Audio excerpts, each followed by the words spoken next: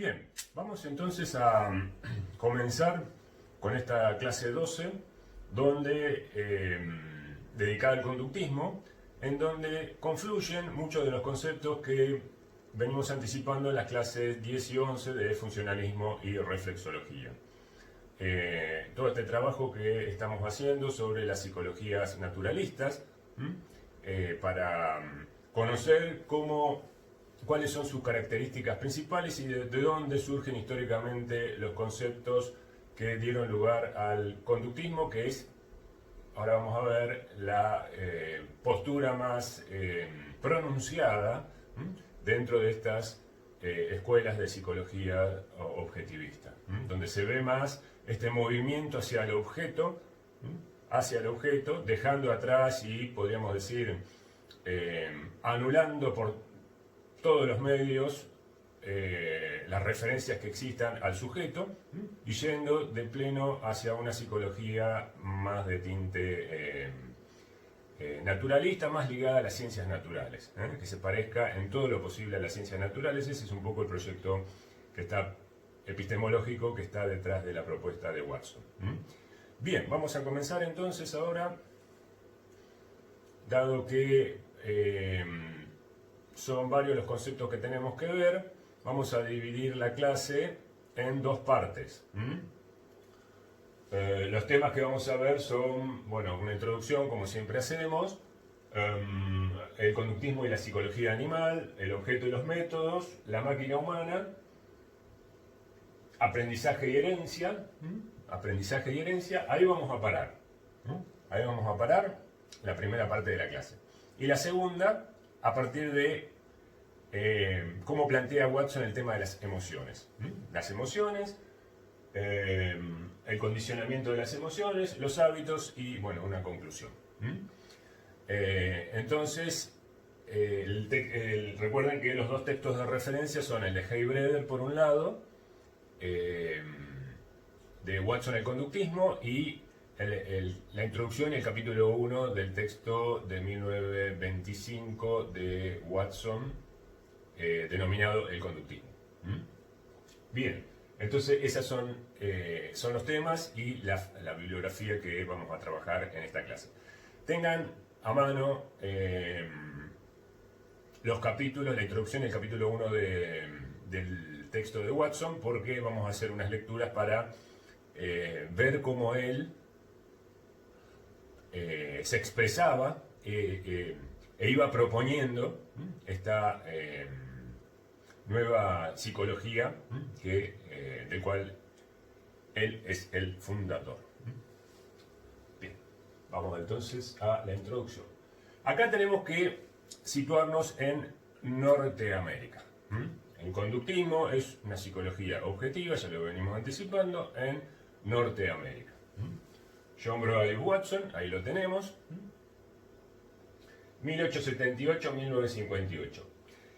Los inicios del conductismo a partir de 1912, por ahí. Ahí es donde empieza a hacer ruido. Recuerden ustedes cuál era la situación en Norteamérica, en la Academia Norteamericana, ahora lo vamos a ver con las lecturas, la presencia del estructuralismo, o sea, del introspeccionismo de Wundt, en Norteamérica, de la mano de Titchener. Bueno, ahí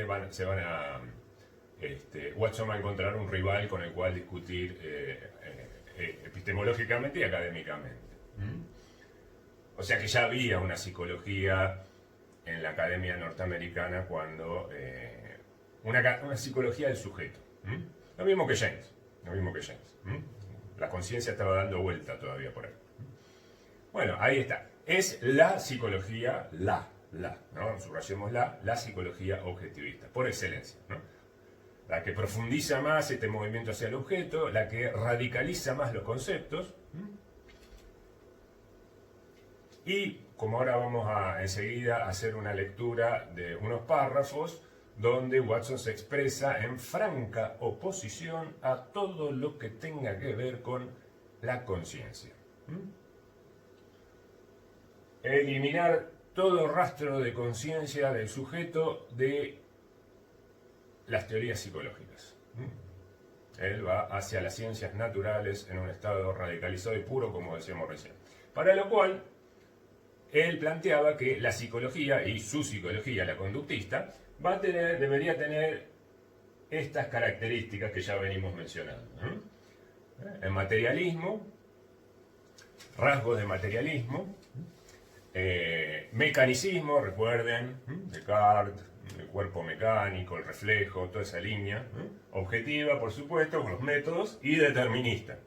Ese, de vuelta a aquellos rasgos del reflejo, estímulo, respuesta, lo predictivo, todo cerrado, tal estímulo me da tal respuesta, ida y vuelta, circuito cerrado, bien, eso es el determinismo.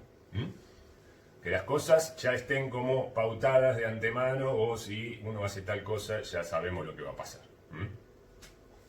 Bueno. O sea bien, ahora lo vamos a ir viendo el modelo de lo mecánico y la máquina. Pensar al ser humano desde esa perspectiva. Ahora vamos a ver los 3 momentos de los textos que vamos a trabajar. Bien, vamos entonces a los antecedentes. Esto es repaso, pero bueno, hay que hacerlo para ahora sí tener una mirada de conjunto de esto que venimos haciendo de manera quizás dispersa, aunque lo veníamos conectando, de manera aislada. Ahora lo juntamos todo en una diapositiva. Del funcionalismo, que sí, ¿qué va a tomar? Porque hay cosas que sí y hay cosas que no.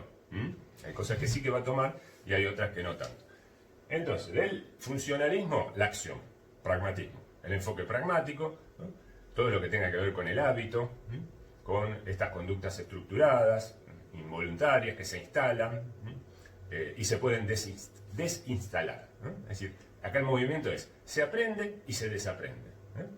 Vayamos situando la idea de ser humano que está detrás de la psicología conductista. Ser humano, ser puramente biológico, en un medio, organismo en un medio, que se adapta y se desadapta de acuerdo a las necesidades. Hay un construir y un deconstruir, un aprender, un desaprender en las conductas, en los comportamientos. Entonces el hábito es una conducta aprendida, machacando, machacando, se acuerdan de James y algunas características del reflejo, repitiendo, repitiendo, y instalamos un hábito. Y si ese hábito no funciona, no sirve, es disfuncional para el individuo o para la sociedad, bueno, se desaprende. Desinstalamos el hábito y ponemos otro hábito nuevo. Así.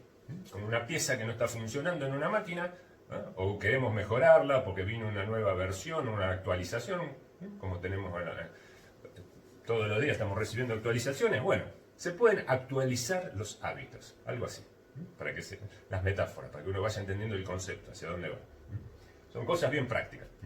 ¿Qué no? Bueno, ya lo habíamos dicho, la conciencia. En color azul, sujeto, afuera. Ahora vamos a verlo en la lectura.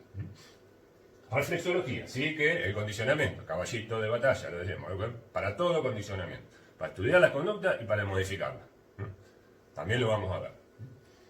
Y por último, algo que no habíamos visto y que ahora vamos a hacer un vuelo de pájaro, así por arriba, porque es un momento, un momento teórico de Watson, en la aproximación y la identificación de la psicología con la psicología animal, es un momento, ahora vamos a ver.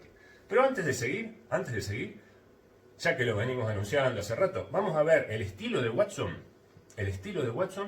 y cómo él se pelea con toda la psicología de la conciencia que le es contemporánea ya por 1910, 1915, bueno, toda esa zona.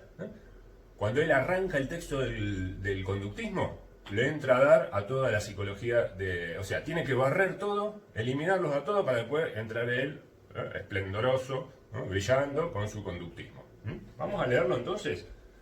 Tengan ahí a mano, ahora le digo la página, y leemos unos párrafos y vamos a ver cómo tira misiles, porque dijimos, Watson es el Chuck Norris de las psicologías objetivas. Acción.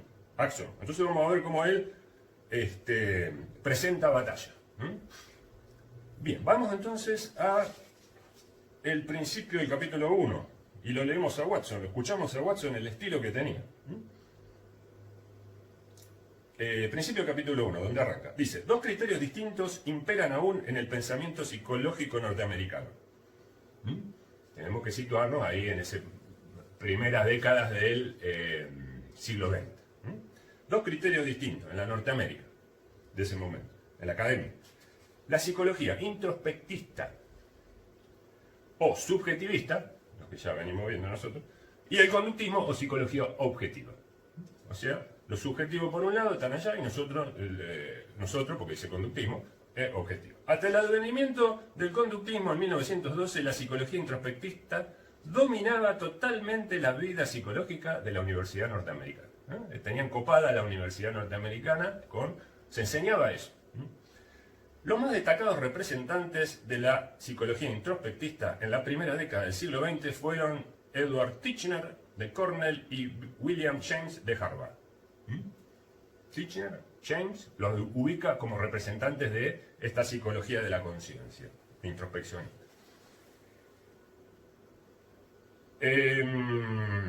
La muerte de James en 1910 y la de Titchener en el 27 dejaron a la psicología introspectista huérfana de un verdadero guía espiritual.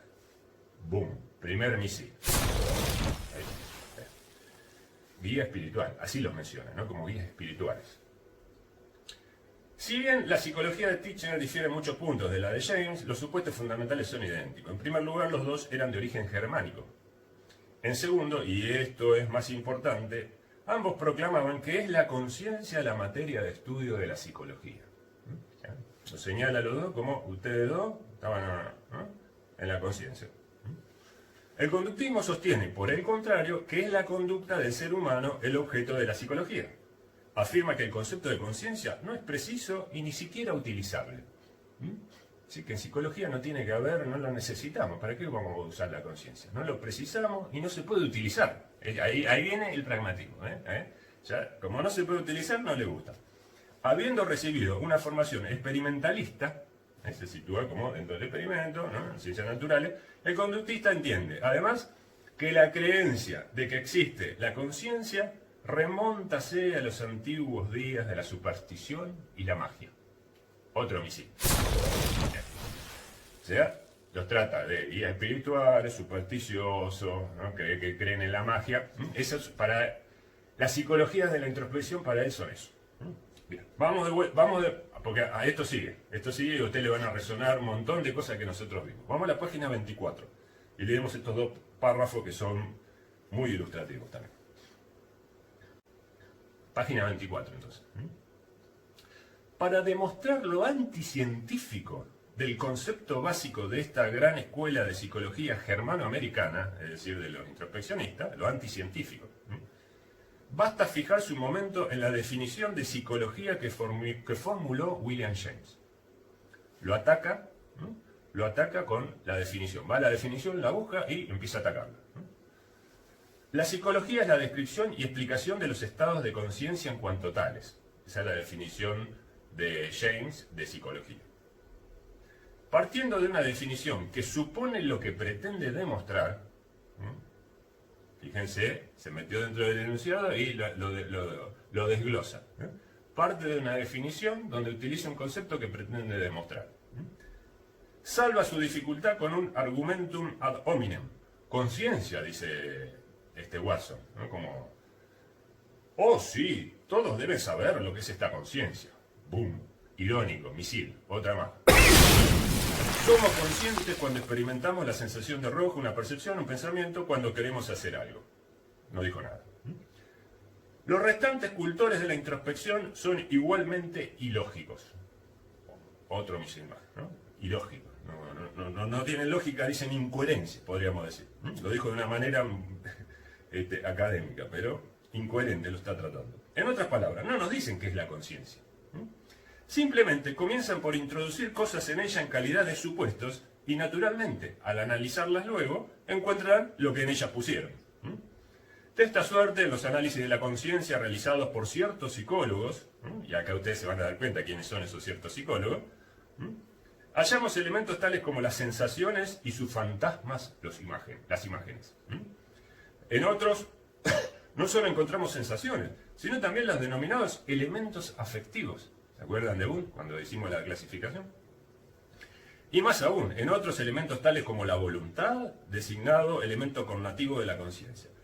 vemos que por ahí algunos afirman la existencia de cientos de sensaciones de un determinado tipo. En tanto, los de más allá sostienen que hay unas pocas. Y así, adelante. Otra ironía. Bombazo más. Se han impreso millares de páginas acerca del análisis minucioso de ese algo intangible llamado conciencia. Intangible. No sabemos dónde está, no se lo puede tocar. Entonces, ahí él se pone como materialista. Porque la conciencia es intangible, no la podemos medir, pesar, nada de eso. ¿Y cómo empezar a trabajar sobre ella? No analizando como lo haríamos nosotros si se tratara de una composición química o del crecimiento de una planta. Ahí se sitúa en la comparación del lado de las ciencias naturales. Nosotros, ciencias naturales, psicología objetiva, conductismo. No, estas son cosas materiales. Con eso no hay que meterse porque si uno trabaja en psicología de esa manera son cosas materiales y no, nosotros trabajamos con la conciencia. Está hablando irónicamente todo el tiempo. O sea, los está ninguneando, así de una. En el lenguaje de hoy, los ningunea. Fíjense ustedes. No, estas son cosas materiales. La cosa que llamamos conciencia únicamente puede examinarse por introspección. Una ojeada a lo que acontece en nuestro interior. Como resultado de este postulado principal, de que existe una cosa que llamamos conciencia y que podemos estudiarla por introspección, o sea, al introspeccionismo aún, objeto y método, lo está arrasando, encontramos tantos análisis como psicólogos. O sea, no hay un cuerpo teórico, consistente, epistemológico, sino que se diversifica, porque todos ven cosas distintas ahí adentro. Se puede ver cualquier cosa dentro de la conciencia. ¿Se acuerdan cuando nosotros le decíamos lo criticábamos a uno y le decíamos, pero si un estudiante adiestrado ve una cosa y el otro ve otra, ¿cómo es la cosa? Porque es un asunto privado. Bueno, es esto que le está diciendo Watson. No existe modo de atacar experimentalmente, resolver los problemas psicológicos y establecer métodos normativos. Bueno, entonces, acá tenemos el estilo de Watson y cómo él empieza, o sea, él no se contenta con presentar su psicología conductista, él quiere que los demás desaparezcan, los hace desaparecer, los ataca para echarlos y que quede él solo en la academia norteamericana con su nueva psicología. Y lo logró. O sea, después, como decíamos, la psicología en Norteamérica va a ser el conductismo. Bueno, muy bien, entonces ya lo conocemos un poco a Watson. Cómo trabajaba epistemología. Esto es la militancia. ¿Se acuerdan, Wundt? La militancia, los 3 puntos que teníamos, ¿no? El manual, el laboratorio y la revista. Bueno, esto es la militancia, lo que pasa es que es otro estilo, otra cosa lo que hace. Hay muchos autores que son así, Después a lo mejor ustedes leen también, que ya lo vimos, de la escuela francesa Lacan, Jacques Lacan, de psicoanálisis, escuela francesa. Bueno, también es así. No tiene pelos en la lengua, no tiene filtro. Larga, boom, a nivel teórico, siempre a nivel teórico, con argumentación, una cosa, pero el estilo así agresivo y frontal.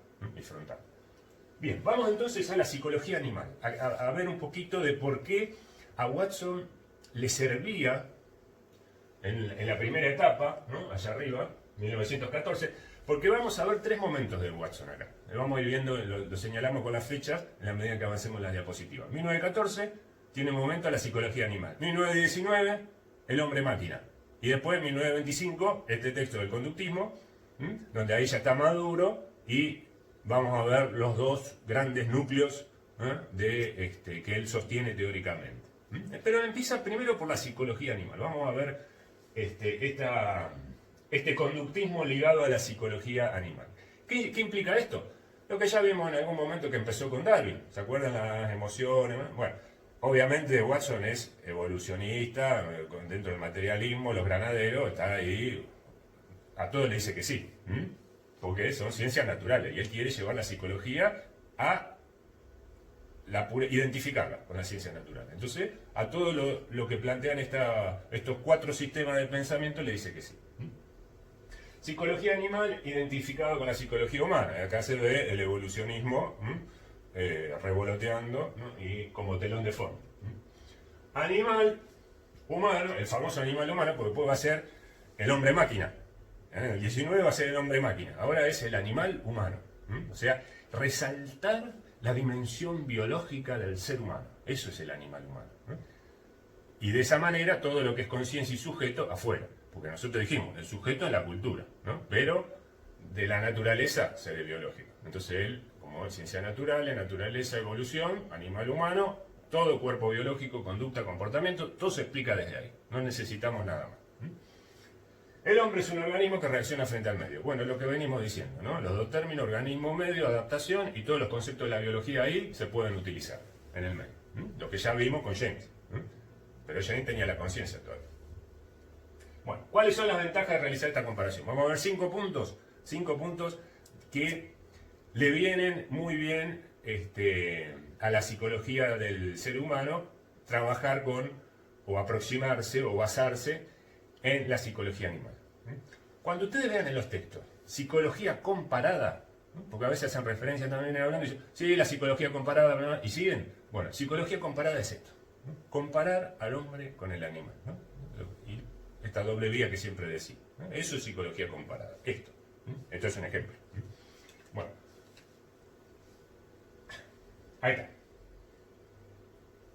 Claro, una de las ventajas es esta, que como los animales son mucho más sencillos, algunos, ¿no?, en cuanto a su organización biológica que el ser humano, entonces hacer experimentos con los animales implica tener en cuenta en la situación experimental o de laboratorio menos variables, ¿no?, que si fuera un ser humano, que es algo, una entidad mucho más compleja, que tiene más dimensiones. Por lo tanto, eso ayuda a manejar, ¿no?, y controlar la situación experimental por la cantidad de variables que entran en juego. Eso, entonces, esa sería una ventaja. Claro, es una ventaja en un punto, porque simplifica. Pero bueno, sabemos que si simplificamos mucho, después, si lo pasamos a una entidad compleja, como es el ser humano, para la comparación, ahí se pierden cosas. O hay que agregarle cosas. Bueno.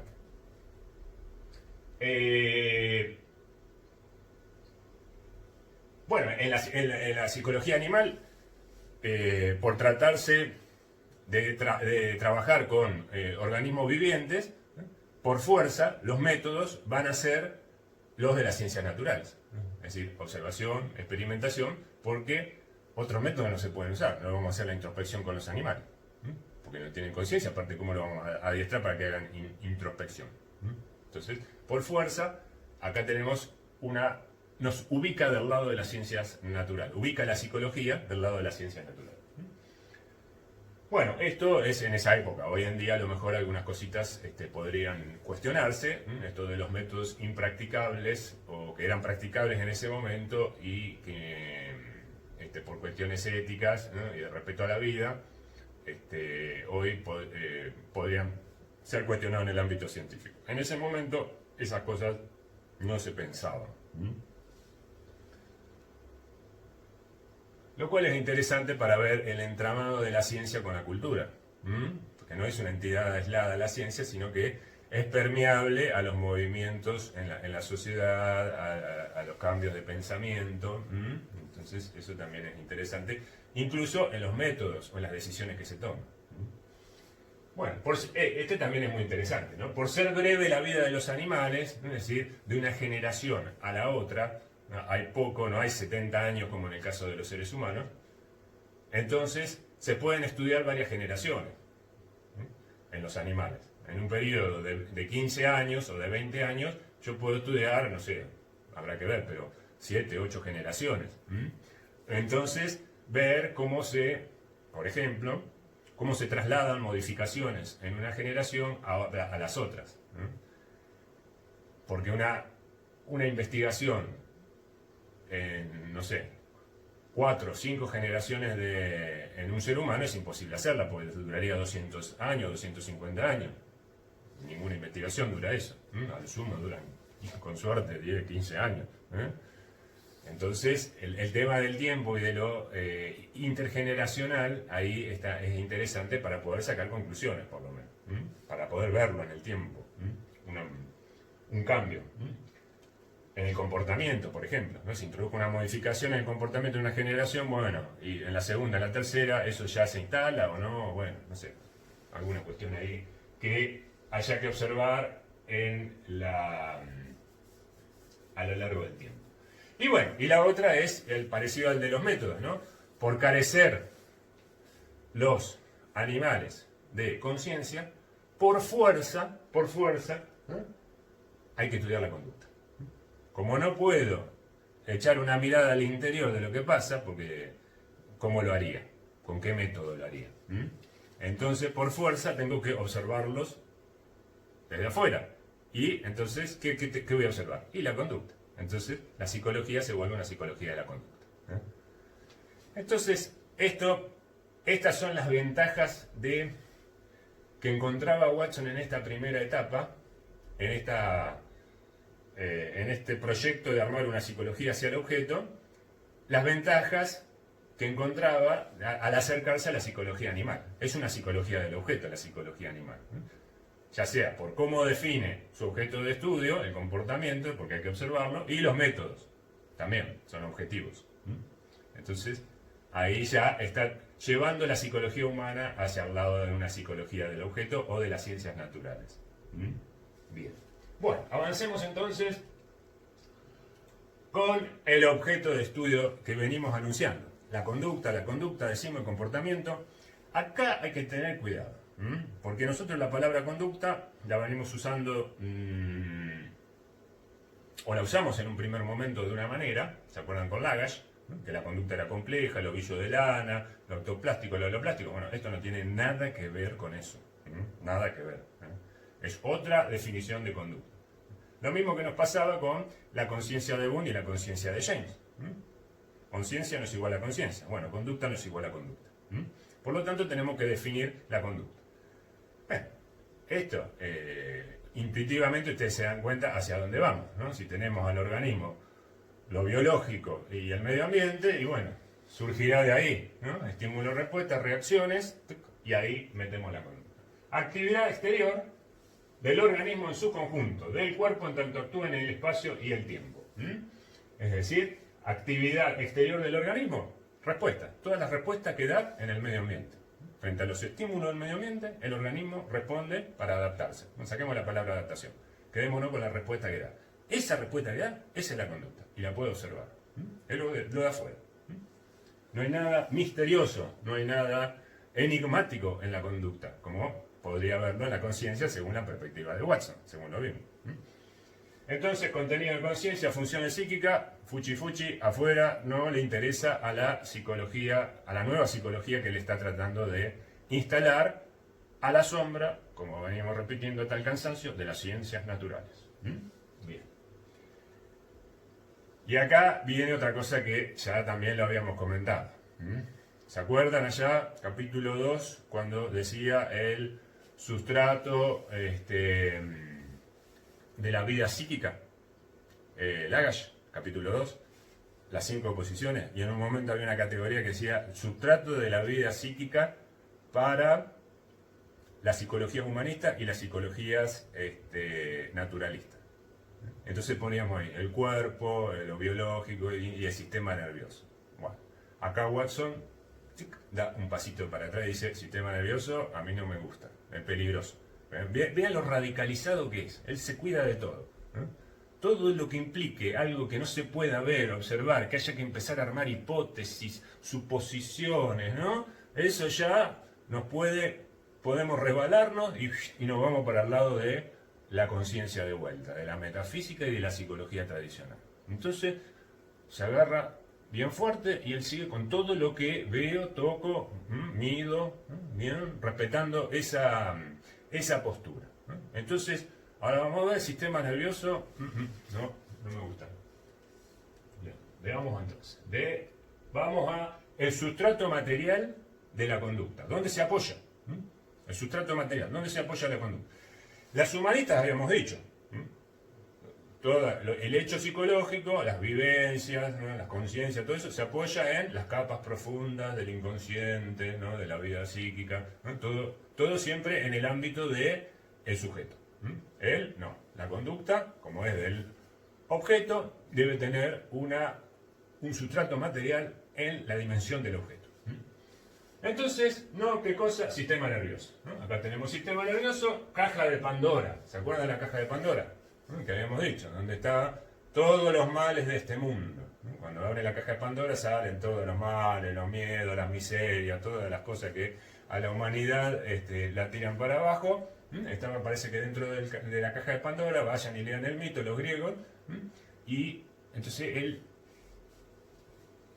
dice, el sistema nervioso es como la caja de Pandora. Allí las psicologías mentalistas, lo acabamos de leer, las psicologías mentalistas meten todos sus supuestos y después cuando la abren van y encuentran lo que pusieron ahí adentro. Entonces a la psicología eso es como el huevo de la gallina, no sirve, no responde nada. Entonces, peligroso. El sistema nervioso no lo vemos, ¿no? Vamos a algo que estemos más seguros. Es muy resbaladizo, como decíamos recién. El sistema nervioso es resbaladizo. Como querer agarrar algo que se nos escapa. ¿Qué sí? ¿Qué nos da seguridad en este sustrato material para la conducta? Y bueno, donde se apoya directamente. ¿No? Tenemos el cuerpo ahí, ¿en qué se apoya? En los músculos y las glándulas. Es decir, el sistema efector. El sistema efector, ¿no? El que da la respuesta directamente. Órganos efectores de respuesta que se articulan de manera directa a la conducta, sin mediaciones, sin supuestos, sin ninguna cosa que tenga que estar, me parece que ahí adentro está pasando tal cosa, entonces ahí, no, directo. Así como es Watson, directo. Son menos misteriosos que a las conexiones cerebrales, fíjense la desconfianza de Watson, a las conexiones cerebrales, ¿no? Las sinapsis, ¿no? Las neuronas que se cruzan, ¿no? Eso es misterioso para Watson. O sea que radicalizado al máximo este hombre. Bueno.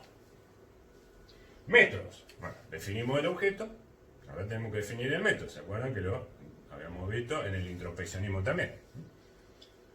Bueno, el primero, la observación objetiva. Ciencias naturales manda la observación objetiva. Venimos del empirismo, la línea empirista, el mundo sensible, hay que observar las cosas. Bien.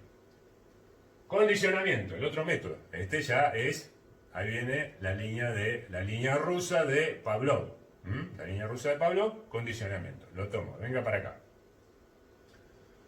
Después, bueno, los test psicológicos, ahí también, pero no cualquiera, sino aquellos que den estímulos objetivos y que produzcan en el entrevistado respuestas concretas. Es decir, observables, patapín, patapín. Lo de siempre.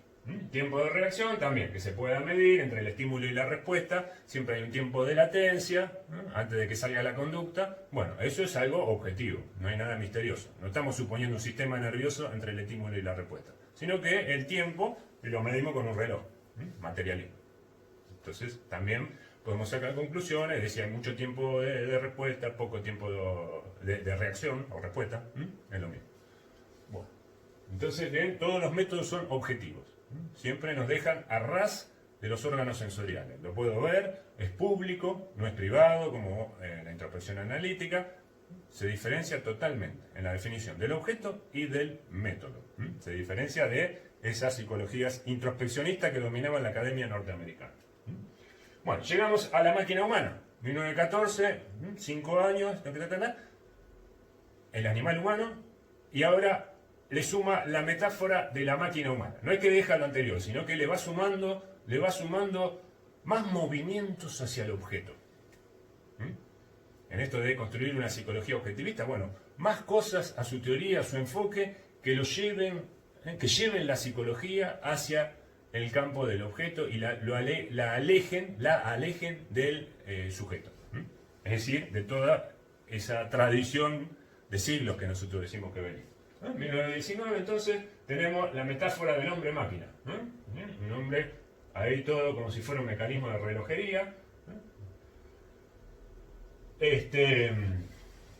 Bueno, la metáfora implica que yo analogías que pueda hacer todo el tiempo entre la máquina, el funcionamiento de la máquina y el funcionamiento en términos de comportamientos o reacciones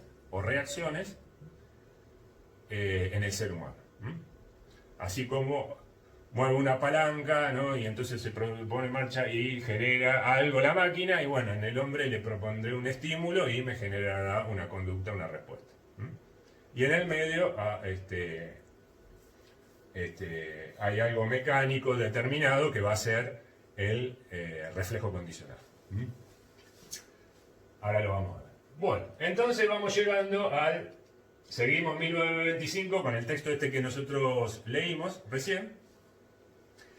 Y acá hay dos cuestiones que queremos destacar en este movimiento de acentuación que hay hacia el objeto. Dos cosas que queremos destacar. La primera, donde él insiste en la aplicación práctica, y acá viene el momento más utilitario de Watson. En esto de ir hacia el objeto, la acción se utiliza para modificar, la acción del pragmatismo se utiliza para modificar, para alterar, para cambiar, para transformar el comportamiento y la conducta. Entonces él va a decir, no alcanza con conocer a la máquina humana, hay que cambiarla, hay que alterarla, hay que meter mano y ahí tiene que estar liderando el psicólogo conductista, dirigiendo hacia dónde hay que producir estos cambios en los comportamientos, les podemos ver, sociales, en los distintos ámbitos sociales, las distintas conductas. Hay que reorientarla, aprender, desaprender, decíamos al principio. Ahora vamos a ese momento, donde el momento práctico del conductismo se vuelve más virulento, ¿no? Con más ahínco, más fuerza.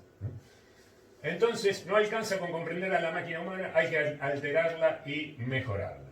Entonces, ahí viene el caballito de batalla, el condicionamiento. ¿Con qué la mejoramos? ¿Cómo la cambiamos?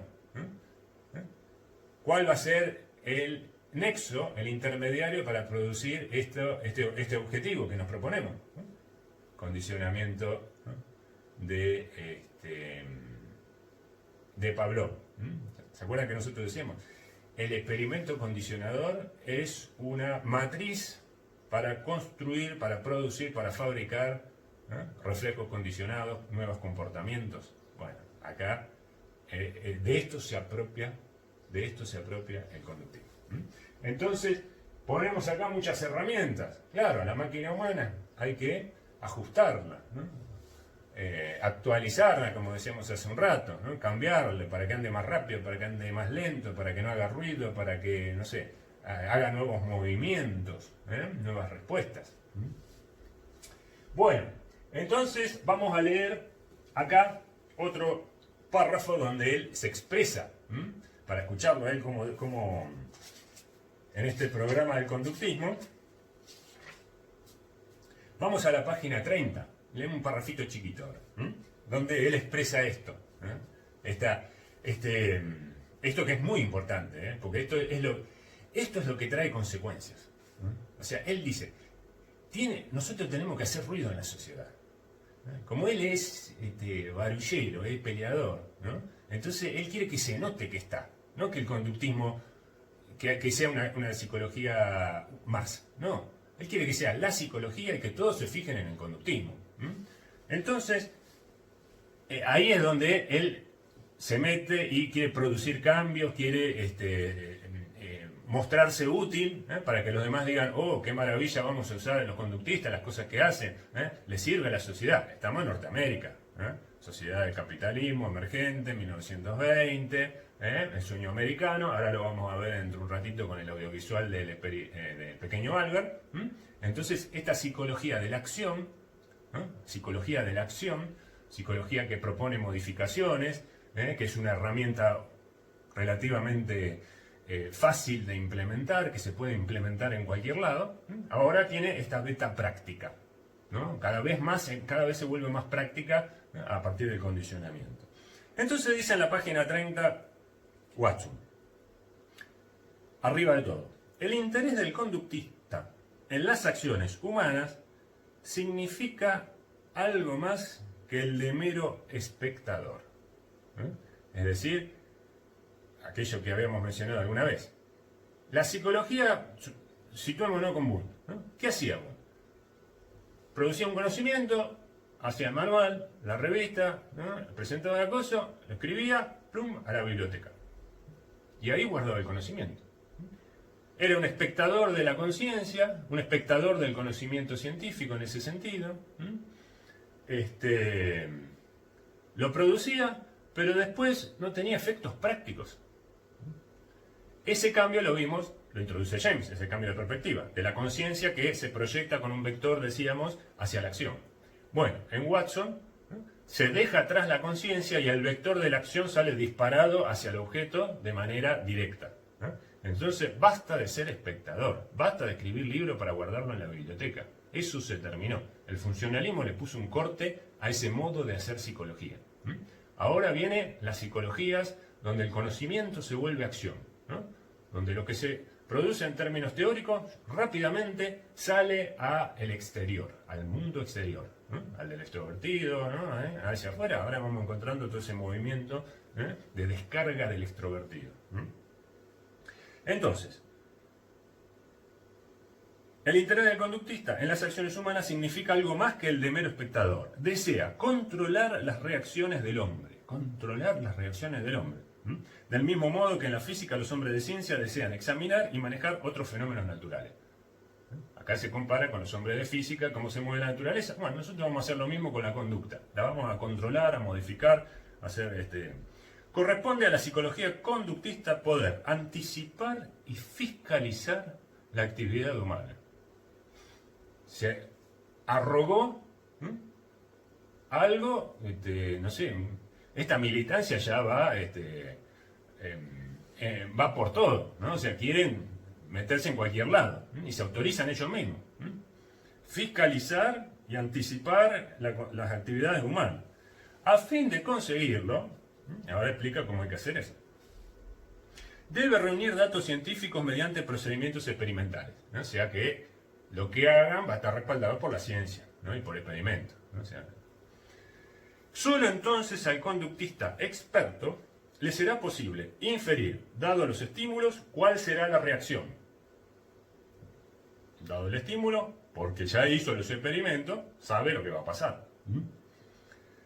O, dada la reacción, es decir, si encontró tal respuesta, cuál ha sido la situación o estímulo que la ha provocado. Vemos acá que en esto de, dado un estímulo, saber cuál es la reacción, o dada la reacción, saber de qué estímulo proviene, este circuito cerrado determinista es el condicionamiento, la estructura del reflejo. Acá vemos entre líneas de vuelta toda la teoría en la cual él se soporta y que nosotros venimos anticipando. Lo dice él de esa manera. Lo dice de otra manera cuando lo presenta, pero encuentra su justificación en todo lo que los demás hicieron. En James y Pavlov y bueno.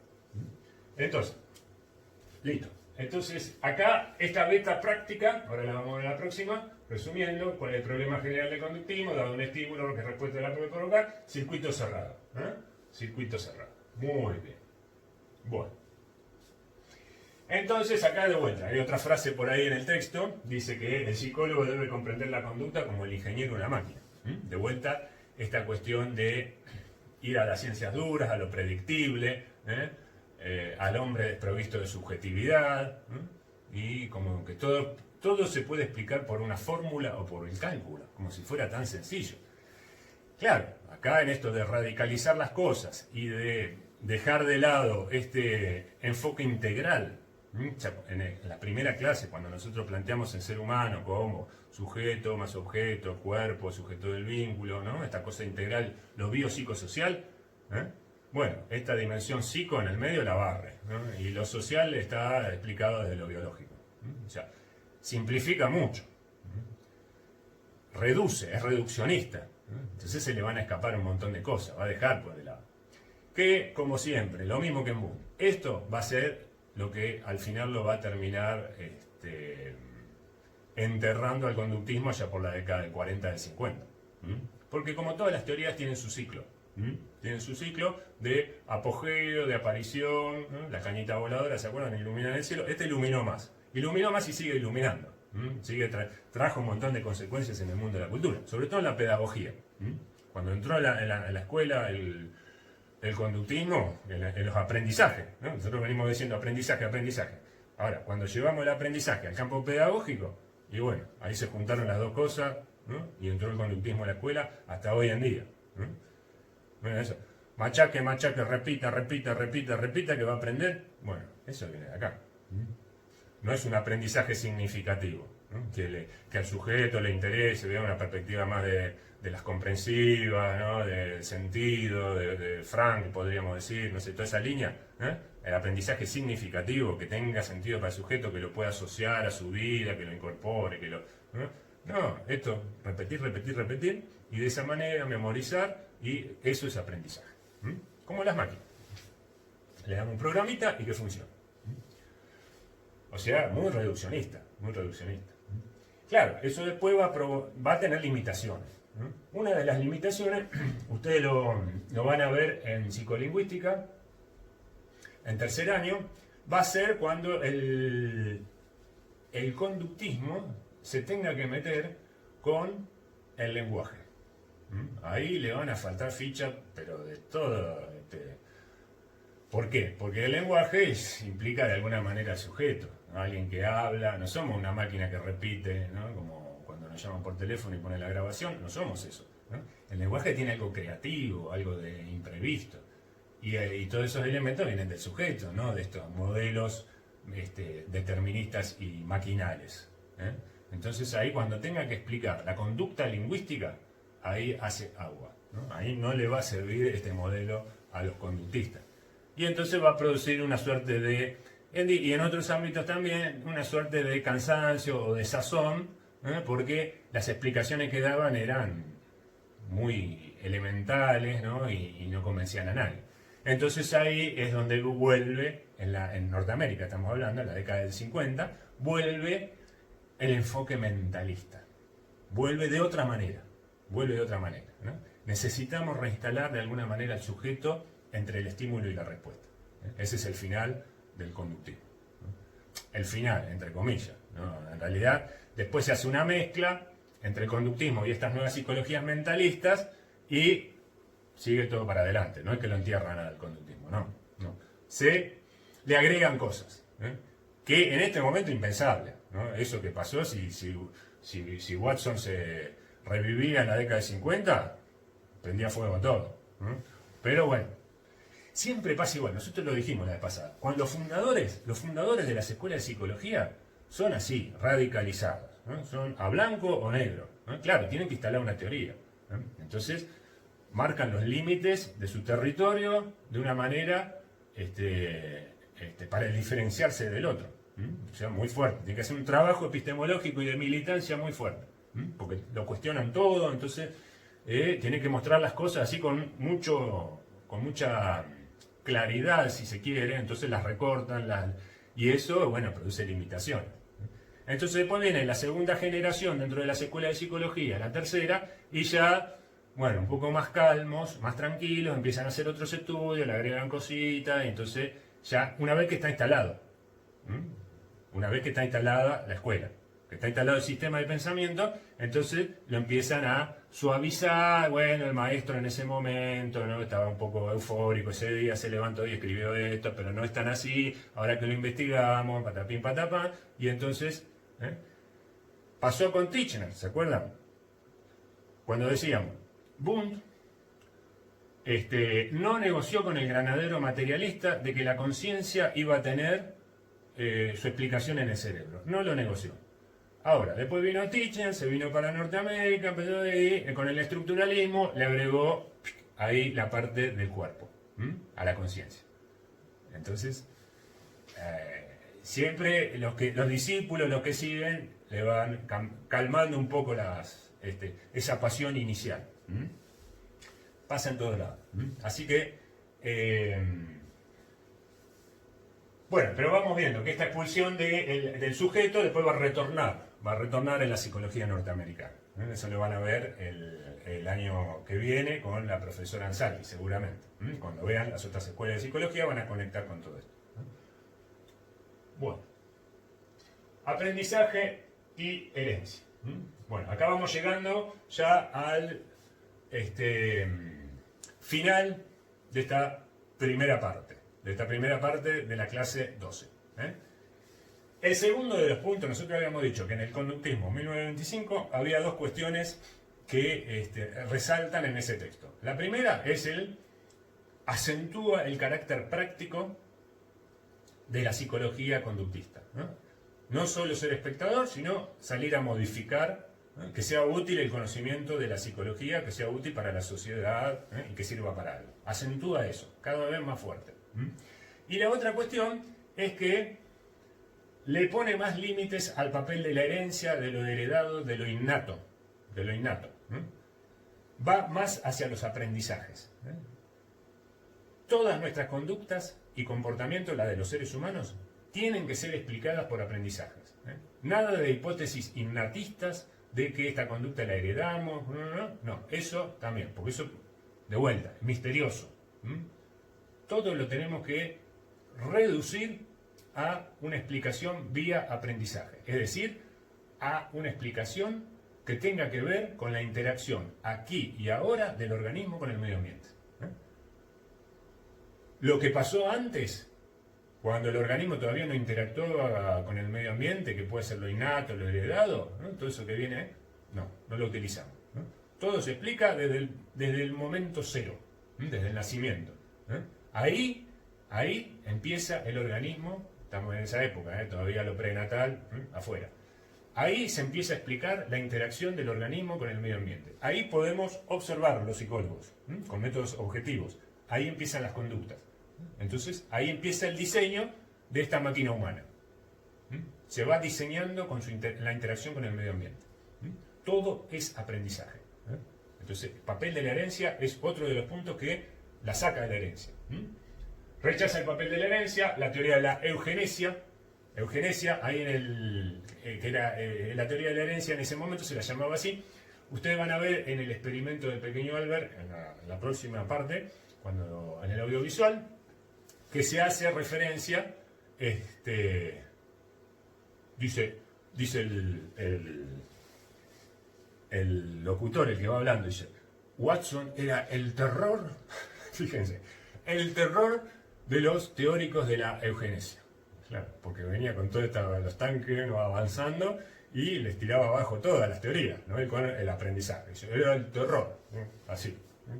Bueno, entonces rechaza el papel de la herencia y de los instintos para explicar las conductas. Es decir, todas las conductas se explican por aprendizaje, nada de instinto y lo innato, todo lo que viene de antes. Las conductas son el resultado, como decíamos, de la influencia y de la educación. Acentúa el papel de la educación. Esto claro, papel práctico, ¿no? Todo lo que existe es porque lo hicimos antes. Entonces, eso es lo lindo que tiene el conductismo, que la parte más linda, porque tiene otras partes que son como tan radicalizadas que a veces chocan. Pero lo lindo que tiene es esta expectativa de que uno puede hacer cosas, ¿no? Que si hay algo que no está bien, lo puede modificar, ¿no? Porque ese no estar bien es el producto de la interacción del organismo con el medio ambiente. Es el producto de la educación, si ustedes quieren, en el desarrollo psicológico. Entonces, si se aprendió, se puede desaprender. Entonces da esperanza, porque no es de aquí para siempre. Porque si fuera innato, y es de aquí para siempre. ¿Quién se va a ir a meter con los genes, con el pasado, si ya no está en el pasado? ¿Cómo lo voy a modificar? En cambio, si es el resultado de esa interacción del neonato, del niño con la familia, y salió disfuncional, tiene una patología, y la podemos modificar, ¿no? Entonces, el futuro es como abierto, ¿no? Se pueden hacer muchas cosas, depende para dónde lo oriente. Y ese es otro problema, ¿no? Ese es otro problema. ¿Quién orienta el futuro? ¿No? Menudo problema. ¿Quién orienta el futuro? ¿El psicólogo conductista o la persona? ¿O el otro? Bueno, ahí es donde los psicoanalistas, las teorías psicoanalistas que vienen del sujeto, le van a pegar al conductismo. Porque van a decir, sus teorías, como no tienen sujeto, los otros que son máquinas que los modelamos. O sea, armamos nosotros el futuro de las personas. Las personas no deciden. Y si deciden, tienen deseo, tienen un sueño, ¿no? Y entonces, no es todo tan... Entonces ahí es donde se lo puede cuestionar, en el sentido. ¿Está bueno? Está bueno esto de que todo es modificable. El tema es hacia dónde es modificable. ¿Y quién señala el hacia dónde? Ese es el punto. ¿Quién señala el hacia dónde? ¿De dónde sale? ¿Quién lo define? ¿Lo define el Estado? ¿Lo define el psicólogo porque tiene de científico, se cree científico, hizo experimentos? ¿O lo define la propia persona que está ahí y quiere... ¿Qué va a hacer usted con su vida, con su existencia? Su tercer nacimiento. ¿Se acuerdan? Bueno, el tercer nacimiento, ¿quién lo define? Frank. Frank, logoterapia, el tercer nacimiento del sujeto, el sentido de la vida. Choca con esto. Porque si al psicólogo conductista, como dice Watson, le toca fiscalizar los comportamientos. Chao, ¿qué voy a decir yo? Ahí dejo mi vida en la mano de los psicólogos conductistas. Entonces, ese es el peligro. Ese es el peligro de esta gente. Por un lado, la teoría es muy esperanzadora. Ahora, genera una desesperanza total cuando te dicen, vos no podés decir nada, porque nosotros somos los que sabemos. No, ahí no. Bueno, es una cuestión ética. Reinstalar al sujeto. Por eso siempre el sujeto tiene que estar. ¿Hay alguna conducta que se hereda? Bueno, vamos a ver. Claro, porque él dice, todo se explica por educación, aprendizaje. Entonces, ¿nada se hereda, señor Watson? ¿Cómo es esto? ¿No es que somos seres biológicos? ¿Y los seres biológicos transmiten cosas de una generación a la otra? La especie, un conocimiento, en el ser humano eso se perdió. ¿Cómo es? Dice Watson, sí. Heredamos algunas cositas. Heredamos algunas cositas. Ahora las vamos a ver en la segunda parte de esta clase 12. Bueno, descansamos algo un poquito y ya después nos metemos con las emociones, con los hábitos y el experimento del pequeño Albert y el cierre y la conclusión del conductismo. Bueno, nos vemos enseguida.